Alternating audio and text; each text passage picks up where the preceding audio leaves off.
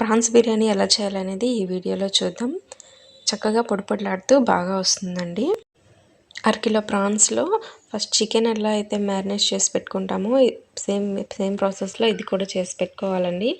ఇప్పుడు రైస్ కోసం స్టవ్ మీద ఒక బాండి పెట్టుకొని అందులోకి 2 లీటర్స్ వరకు వాటర్ వేసుకొని వాటర్ బాగా మరిగిన తర్వాత అందులోకి షాజీరా, అల్లం వెల్లుల్లి పేస్ట్, మిరియాలు, దాల్చిన చెక్క, లవంగాలు, యాలకులు, కొంచెం ఒక సగం చెక్క నిమ్మరసం, ఒక 4 స్పూన్ల సాల్ట్ అనేది కొంచెం ఎక్కువగానే పడుతుందండి, రైస్కి పట్టాలి కదా. ఈ విధంగా అయితే వేసుకోవాలి. ఇది బాగా నీళ్ళు బాగా బాయిల్ అయిన తర్వాత ఇందులోకి ముందుగా ఒక గంట సేపు నానబెట్టి పెట్టుకున్న బాస్మతి రైస్ని అయితే వేసుకుంటున్నానండి. ఇవి 1/2 కేజీ కన్నా కొంచెం ఎక్కువగానే వేసాను.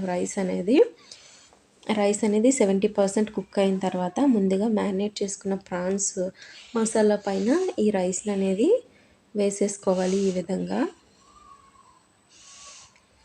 ఇప్పుడు పైన కొంచెం ఫ్రై చేసుకు పెట్టుకున్న ఆనియన్స్ అనేది వేసేసుకోవాలండి. కొంచెం ఒక 2 స్పూన్ల నెయ్యిని కూడా వేసుకొని ఇంకా మూత పెట్టేసుకోవచ్చు. దీనిపైన ఏదైనా బరువు పెట్టుకొని దమ్ అనేది బయటికి పోకుండా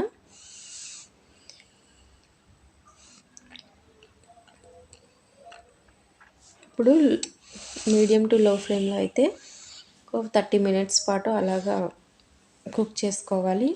అంతేనండి, బిర్యానీ అనేది రెడీ అయిపోతుందండి.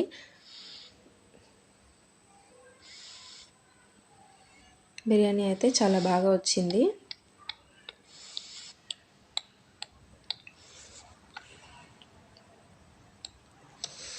ప్రాన్స్ కూడా చాలా చక్కగా అయితే ఉడికిపోయాయండి.